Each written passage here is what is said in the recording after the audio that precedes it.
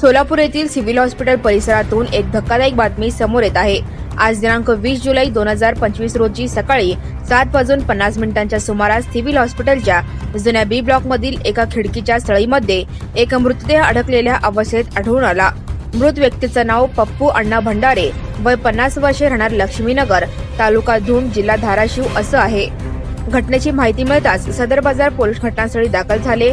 त्यांनी तातडीने मृतदेहाला खाली उतरवलं आणि उपचारासाठी सिव्हिल हॉस्पिटलमध्ये दाखल केलं। मात्र डॉक्टरांनी तपासणीनंतर सदर व्यक्तीचा आधीच मृत्यू झाल्याचं घोषित केलं।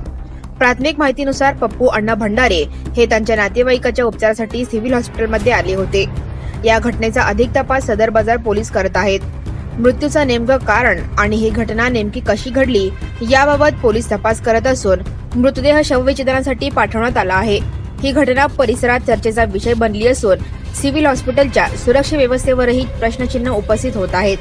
अधिक तपास पोलीस करत आहेत। Subscribe now and press the bell icon. Never miss an update.